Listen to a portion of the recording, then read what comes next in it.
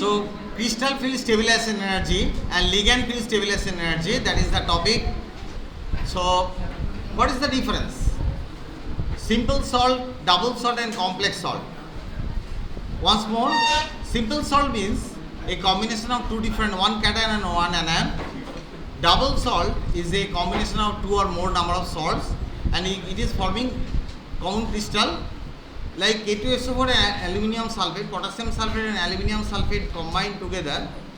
We are producing common alum. Okay, and you get all the types of ions, potassium ion, aluminium ion and the sulfate ion together. So that is giving double salt. A common crystal is formed. And what is complex salt? Let's take an example. Copper sulfate solution, which is pale blue. If we add ammonia, it is becoming dark.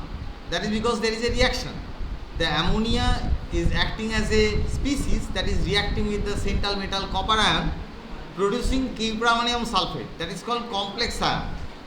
Because this complex ion, cupramanium sulfate, it is not ionizable.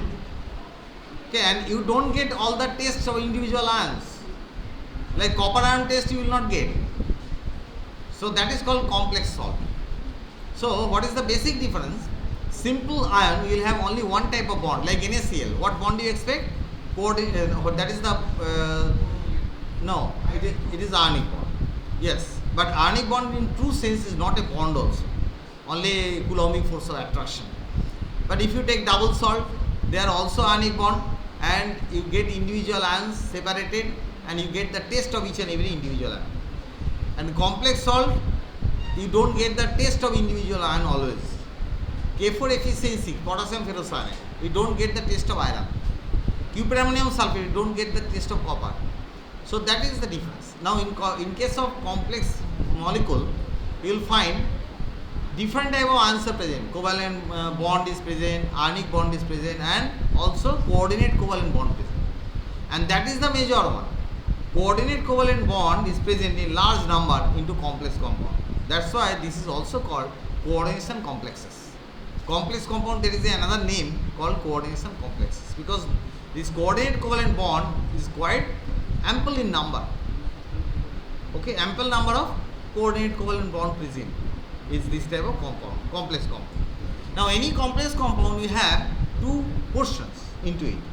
One is the central metal cation like cobalt, copper, silver, gold, iron, chromium. So this type of ions are forming complex compound. But sodium, potassium or calcium is not forming complex compound. Because why? Because these D block and A block elements are forming complex compound. Why it is so? Because D and A block elements are having residual combining capacity. That is not available in case of S block or P block elements. What is the, let me clarify once more. S block and P block element, the last electron is there in the S block or S orbital or P orbital. That is called S block and P block element. And what about the D and A block? There the last electron resides into D orbital or F orbital. And D and F, they are having pore shielding effect. They have pore shielding or screening effect. So as a result, the outermost cell will feel maximum attraction. In case of D block and A block elements, outermost orbital will feel the maximum residual attraction. Means after making the bond also, compound also, it is still not satisfied. It can have a tendency to make further bonds. That is coordinate compound. That is complex compound. After making primary compound, still there is a residual bonding capability. Like copper sulfate, is it not a stable compound? Obviously, it's a stable compound. Still, why it is forming cupramanium sulfate then? Why it is forming cupramanium sulfate then? Because copper has got certain residual combining capacity. After making primary bond, it is capable of making secondary bonds also. Okay, that's it. Any such D or A block elements have got this tendency to make extra bonds. So you are getting complex compound. So it has got two parts, the central metal cation and the ligands. That is getting attached to the central metal cation is called ligand. Now regarding metal, I told you D and A block elements, they are the metal supposed to be. And what are the ligands? Any species that can attach to the central metal cation with the coordinate covalent bonds is called the complex compound and ligand. Now this ligand can be classified into your neutral, cationic and anionic. Cationic ligands are very rare. For example, nitrosonium and NO+, that is cationic ligand, which is not very common. Do you remember brown ring? Brown ring test? Nitrate? Yes. So this brown ring test in nitrate radical, there nitrosonium ion is produced, NO+. That is the complex cation. Okay, so that is acting as a ligand. The NO+ is acting as ligand. That is the example, that's what I told you. Other than that, there are a lot of neutral molecules acting as ligand, like ammonia, ethylene diamine, and there are a lot of anionic ligands available, Cn-, Cl-, CO. CO is neutral, then Cn-, anionic, OH-, NO2-, NH2-. So many anionic ligands. So lot of cationic ligands and a few very limited cationic. Neutral ligands and anionic ligands are actually large in number. Okay, so regarding that, now this what is the difference between LFSE and CFSE? When we are taking the metal itself, it is in the isotropic field. Do you understand the meaning of isotropy and anisotropy? Isotropic means all the direction you are getting the same field strength. X axis, Y axis, Z axis, all direction you get the same field strength. So that is called isotropic field. So when the complex is not formed, when the metal ion is there itself, then the field is isotropic in nature in all different directions. And all the d orbitals are called degenerate, same energy level. Okay. Now whenever ligand is approaching, forming a complex, during that period, when the ligand just approached, what will happen? The d orbitals will energetically become higher. So there is a hiring of energy at the very first stage. That is called ligand field stabilization energy, LFSE. That means from isotropic to anisotropic field, the difference, due to repulsion factor, energy becoming higher, that is called LFSE. Once LFSE is there, once the compound is already d orbitals are hired up, after that ligand is actually forming the crystal. Complex compound is formed and crystal is made. So after making the crystal, that means the finalization of the molecule, the d orbitals are split into two different sets. D orbitals all getting splitted up. The splitting is giving some energy difference between the lower energy and upper energy. That splitting is called CFSE. Could you understand? From molecular level before bonding and when the ligand approached, the difference is LFSE. When ligand already forming the crystal around the molecule, splitting of d orbital will take place. The lower level and upper level, the energy gap is called CFSE. Crystal field stabilization energy. So ligand field stabilization energy is due to the approach of ligand, and crystal field stabilization energy is due to splitting of d orbitals into different sets. So LFSE and CFSE. Okay. Now this CFSE depends on certain factors. What are the factors? They are in front of you. Just have a look one by one. First of all, oxidation state. Higher the oxidation state, more is the CFSE value. Ferrous ion and ferric ion. Ferric ion will have a higher CFSE. Cobaltous and cobaltic. The As will have lower CFSE, Ec will have a higher CFSE. Okay. Keep your mobile shut for the time. So that is oxygen state. Next, number of d electrons. Number of d electrons. If you have more number of d electrons, there is an obvious tendency that some of the electron can go in the higher level. That will reduce the CFSE. Okay. Because the electron, when electron is promoted to the higher level, it is absorbing energy, and that's why it will reduce the total amount of CFSE achieved. CFSE is the energy release. due to the approach of formation of bond, the energy release is CFSE. Now, whenever some electron goes in the upper level, then energy will be release will be less, because some of the energy will be absorbed due to promotion of the electron in the higher level. That's why number of d electrons will have impact on CFSE. At least that much we can conclude, that it will have certain impact on CFSE. Number 3 point, nature of metal ion. It is actually the different type of metal ion we are taking in the periodic table. Suppose as example you have cobalt, then you have rhenium, iridium. So from top to bottom, if you go in the periodic table, so you'll find the CFSE is increasing. Why it is increasing? Because as you go down in the periodic table, your orbitals, d or f orbitals, they are much more spreaded into the wide region. So it is not localized, and that's why the electron that is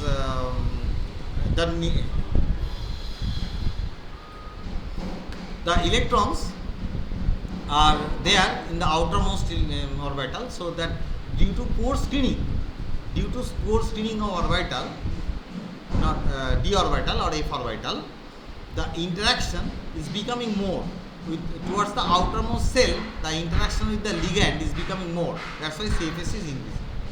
So that is point number 3. Next, point number 4, spin pairing energy. Spin pairing energy is also endothermic. So if there is a spin pairing required, it will absorb certain amount of energy, so it will reduce the CFSE. Point. Next is ligand factor. These are all metal factor. Now coming to ligand factor. First of all, ligand character. Depending on the ligand, nature of the ligand, the CFSE will vary. Okay, example, iodide, large size. It is a ligand, but not very good ligand, because the electron density is spreaded into a overall huge region, because by big size, that's all. So the electron field is less, or your electron density, if you consider, that will be less, so interaction also will be less. That's why the larger the size of the ligand, smaller will be the CFSE. That is number. Now ligand can have neutral character, anionic character. Depending on the character of the ligand, the CFSE value will vary. Last point, number and geometry of the ligands. As example, you take PPH.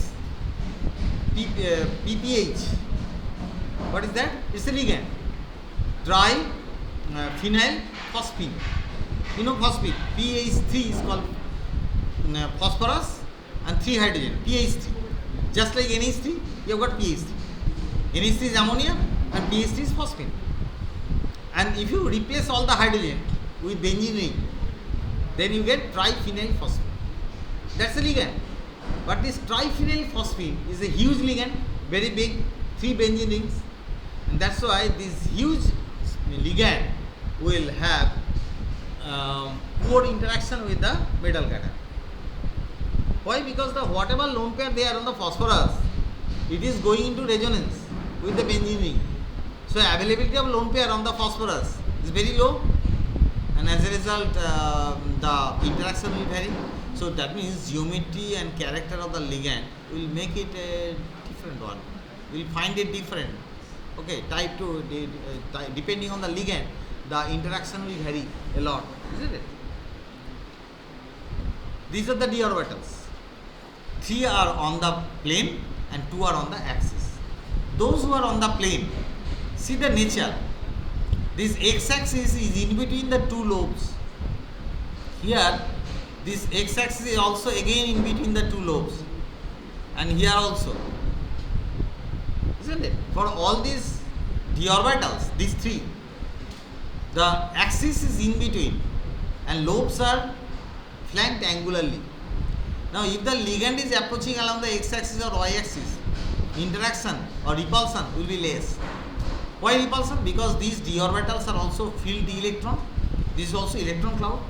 And ligand that is approaching is electron rich. That is also electron cloud. So there will be inter-electron repulsion, strong interaction, That's why repulsion will be less. Whereas here, just look at here, along the x-axis, if the ligand is approaching, there will be very, very strong interaction, because this is head-on interaction. Just see here, this orbital is flanked in the axis only, and ligand is approaching along the axis. There will be head-on interaction, very, very strong interaction. So energetically these two will be higher and these three will be lower. But here we are considering octahedral split, because octahedral means what? 8 faces. But how many ligands? 6 ligands. So in case of 6 ligands, what will be the way of approach? What will be the method of approach? They will approach along the axis.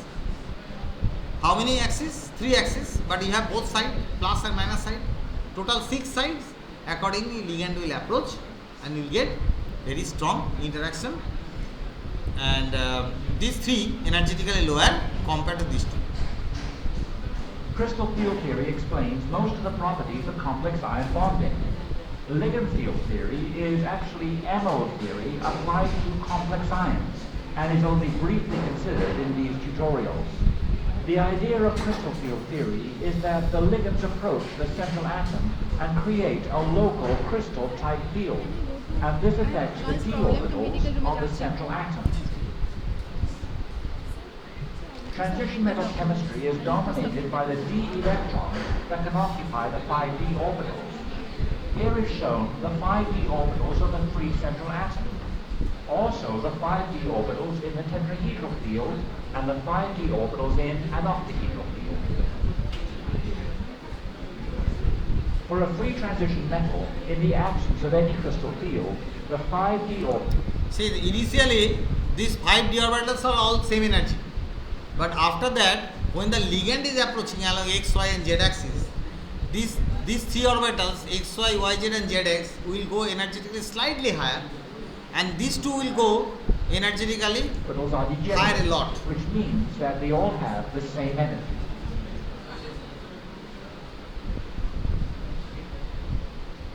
In an octahedral field, 6 ligands approach, 2 along the plus and minus z-axis, 2 along the plus and minus x-axis, and 2 along the plus and minus y-axis. When a ligand encounters a lobe of the central atom's d orbital, it raises the energy. Hence, the dz squared and the dx squared minus y squared orbitals, which lie along the x, y, and z axes, are raised in energies, whereas the dxy, dyz, and dxz are out of the way of the ligands and are of lower energy. In a tetrahedral crystal field, 4 ligands approach along opposite corners of a cube, forming a tetrahedral crystal. Now regarding tetrahedral, let me clarify first. Tetrahedral field, in that case approach is angular, not axial. The ligand is not approaching along axis. In this case the ligand is approaching angular way. And that's why what will happen, the 2 orbitals which are on the axis, they will feel less repulsion. And those who are along the plane, they will feel more repulsion. Just like this. Field. In this case, the dxy, the dyz, and the dxz orbitals are raised in energy, whereas the dx squared minus y squared and dz squared orbitals are lowered in energy.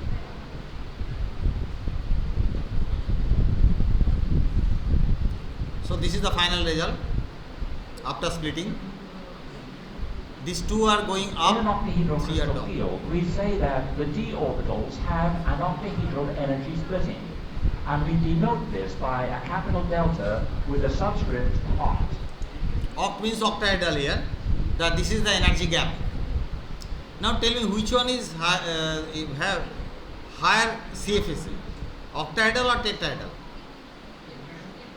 Octahedral, because octahedral you have 6 ligands and tetrahedral you have 4 ligands. The more number of ligands will give more interaction and more splitting.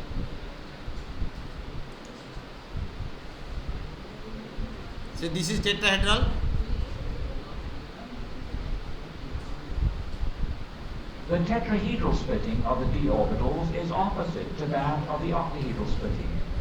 Also, the tetrahedral crystal field only involves 4 ligands, whereas the octahedral crystal field involves 6 ligands. Hence, the tetrahedral splitting is usually less than the octahedral splitting. For the same type of ligands, the This is the relationship, tetrahedral splitting and octahedral splitting. Delta T equal to 4 by 9 delta O. Octahedral field splitting is equal to 4 9 of the octahedral splitting. Note that as these splittings increase, if possible, the upper electrons fall down to the lower states. These two different electronic configurations are called high and low spin complexes. The reason complex ions display such an array of colors is that the crystal field splittings lie in the visible spectrum. Light passes through a solution of complex ions, which absorbs the light specific to that type of splitting, and the electrons jump up. What we see is the light that gets through and is not absorbed.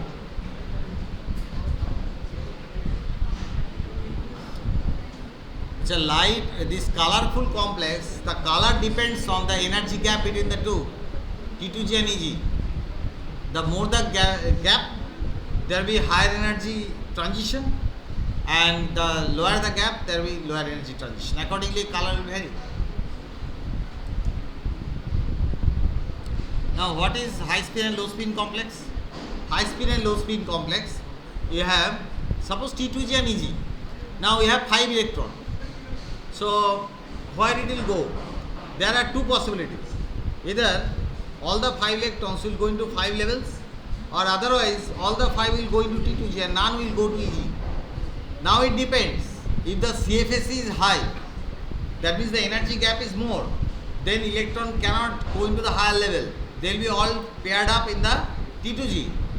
But if the energy gap is small, then electron may be promoted to higher level also. So accordingly, we call it low spin when the electron is paired up, and high spin when the electron is not been paired up. Okay.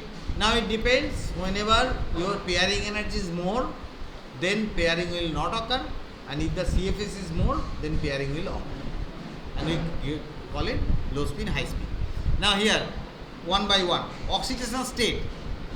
This is +2 state and +3 state, cobalt as and E. Now this particular value, centimeter inverse unit, that means it is 1 upon lambda, wave number. So wave number nu bar is proportional to E, the energy, because lambda inversely proportional to energy, or energy inversely proportional to lambda. But if I take 1 upon lambda, that is wave number. So energy is directly proportional to the wave number, isn't it? So that's why here the wave number indicates the energy itself. So delta O for cobalt as, this is 9200, the gap here, whereas here it is 20760, the gap is becoming more than double. So CFS is becoming more than double. Okay, so that is the impact of the oxidation state. Higher the oxidation state, more will be the CFS. Number of d electrons. This is D7 and D8. It is told that the splitting energy is inversely proportional to the number of d electrons. Splitting energy inversely proportional to the number of d electrons. Here this is, one is D7, other one is D8. So D8 will have lower CFSE because electron going in the higher level. Next is nature of metal ion. Cobalt, rhenium, iridium. This example already I told you. See the values. CFSE. For cobalt it is 2300. For rhenium it is 34100, and for iridium 41200. It is increasing a lot as you go down in the periodic table. Why? Because as you go down in the periodic table, the screening is becoming lesser and lesser. Lower the screening, more is the interaction, stronger the splitting. More the splitting, higher is CFSE. Got it? So more or less 30 to 50% increase from one level to another as you go down. Last is spin pairing energy. More the spin pairing energy, more the number of spin actually. because spin pairing energy more or less will be same. So the more the number of pair spin, more will the energy absorbed, and CFSE will become down because constantly energy is getting absorbed. More the number of paired electron, the CFSE will be reduced because the energy is getting absorbed. What is CFSE? The energy release. What is spin pairing energy? It is energy of absorption. So it is opposite direction. That's why one is processing exothermic, other one is endothermic. So energy is getting for exothermic process energy is released, that is CFSE, and here it is energy is absorbed. So that's why the higher the spin pairing energy, lower will be the CFSE. Ligand character. See the different types of ligands here. Iodide ligand, large size, interaction is poor, that's why it is the least CFSE value. Then bromide, becoming smaller. That way, these black colors are very strong ligands, and these blue colors are strong ligands. This one is middle, this red colored.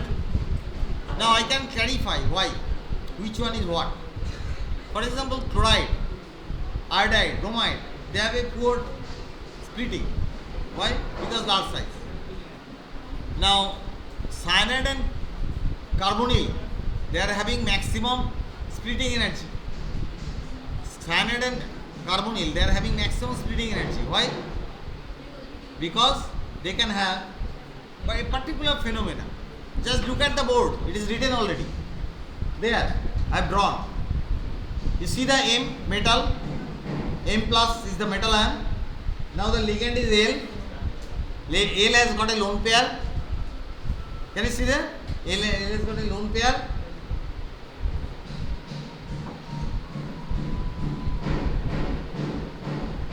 Classe achi.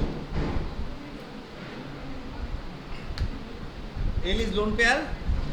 L is ligand having a lone pair. M plus is the metal ion. Now ligand lone pair is donated to the vacant orbital of the metal ion. Hey, listen carefully. The lone pair of the ligand is donated to the vacant orbital of the metal ion. Now you have a filled d orbital of the metal and vacant pi star orbital of the ligand. There is a back bonding character. Could you follow or not? I am talking about this one. Look at here. It is M plus. That's the metal ion. Now ligand having a lone pair, donating at the vacant orbital of the metal. After that, this is the pi star orbital of the ligand. Pi star orbital possible. For CO there is a pi star for, and then here this is filled d orbital of the metal. There is a back bonding character, double bond character, partial double bond character. Okay, there is a partial double bond character called back bonding.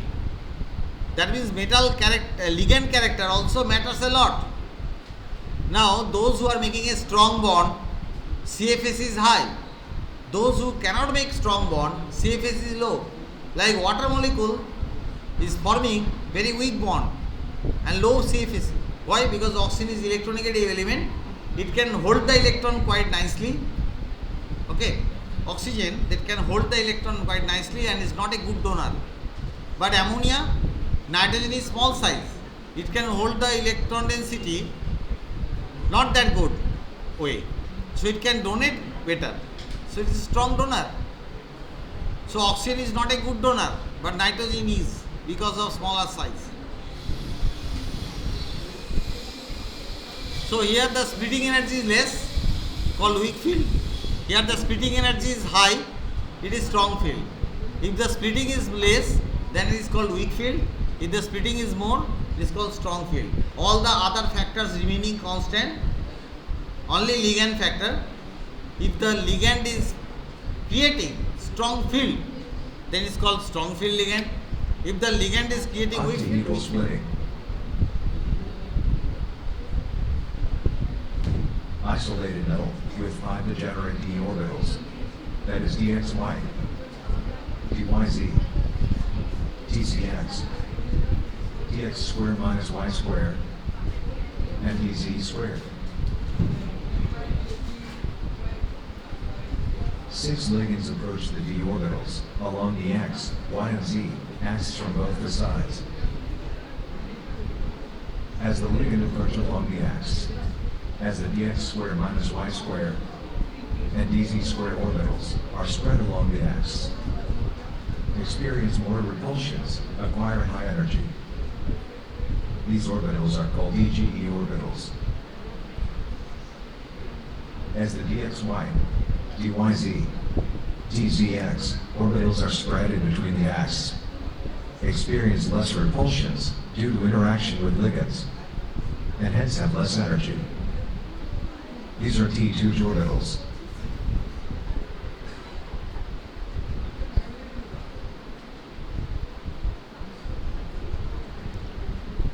Okay, so next is tetrahedral splitting. In case of tetrahedral splitting, you will find this orbital so far that was down in the octahedral. Here it is up, and those who are up, they are down. Why it is so? Because the approach of ligand is different. In case of octahedral, the approach of ligand was axial along the axis, but here it is along the angular approach. Because if you want to make a tetrahedral, it is something like this. If you want to make a tetrahedral, it will be something like this. Just look at here. That is tetrahedral. So in that case, ligand will approach this way. So it is angular approach, and that's why interaction on the, with your d orbitals of the metal will be different. Those who are in the plane, they will feel more repulsion compared to those who are on the axis, because your ligand is approaching a different angle. It is not on the axis, so head-on is not happening.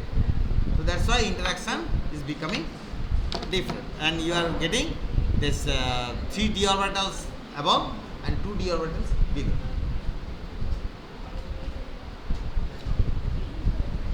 Next is square planar. Square planar greater than octahedral, greater than tetrahedral. This is the range more or less. First of all, you consider octahedral. What is octahedral? Take a plane. Above 1, take 1 point here, or take 1 point here. This point is joined with all the vertex. So how many faces you are getting? 8. That is called octahedral. Now, just imagine you this one and this one you are removing. Then what will be left with? Only the square. So that is square planar. You are removing 2 from the z axis. Just remove 2 from the z axis. Other axis remaining constant. X axis, y axis there. So it is becoming planar.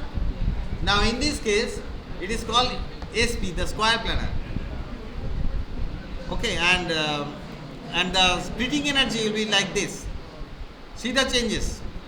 This is originally octahedral, and this is now square planar.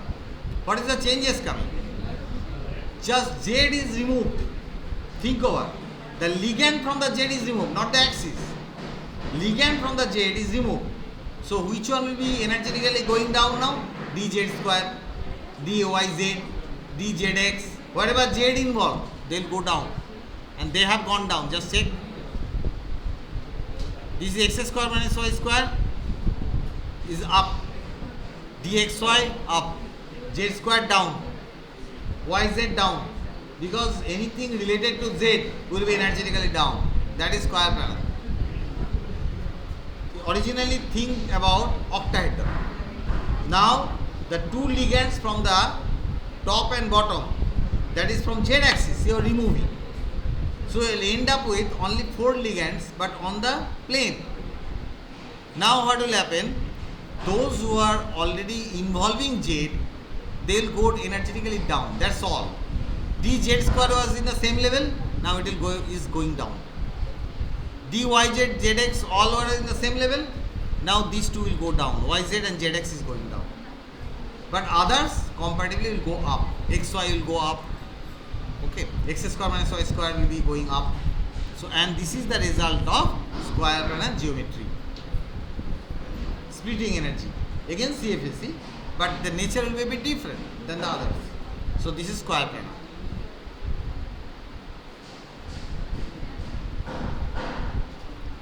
So what is the crystal field stabilization energy? It is the ligand field minus isotropic field.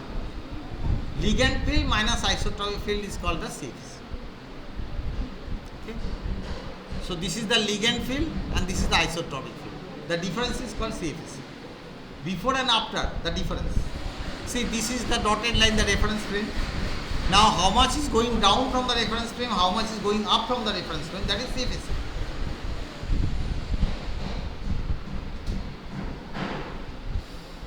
Now here,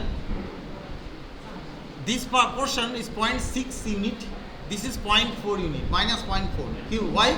Because there are 3 levels. So 3 into minus 0.4 and this is 0.6 into 2. So 1.2 here, 1.2 here, balanced. Just think over. Here it is plus 0.6 into 2. We have 2 levels. Minus 0.4 into 3. So minus 1.2 and this is plus 1.2. Balanced here. So CFSE equal to, hey, you don't need to listen. Look at this side. CFSE equal to minus 0.4 N. N is the number of electron that is there in the T2G. Number of electron present in the T2G.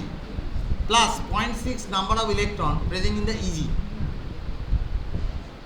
Suppose you have 6 number of electron in the T2G and 1 electron in the EG. So 6 into minus 0.4 plus 0.6 into 1 will be your total CFSE. Plus MP means number of pairing electron. M number of pairing electron. As we are using N here, so we are using M here. Different notation, nothing else. So this is the formula. From this you can calculate the CFSE values. Small numerical makeup.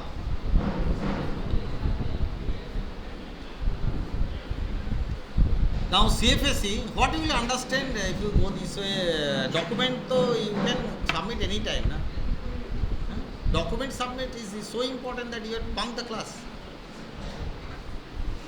So CFSE equal to minus 0.6 NE. Can you understand anything now? No, not possible. So CFSE for tetrahedral, this is. Tetrahedral is what? In T2G, T2G is below and EG is higher. So EG will be 0.4 and T2G will be minus 0.6. So minus 0.6 N into EG plus 0.4 N into T2G into delta T. And this is the relationship. This is for tetrahedral, this is for octahedral. Tetrahedral splitting energy equal to 4 by 9 into octahedral splitting energy. So this is the way you can calculate that how much is the net CFSE come.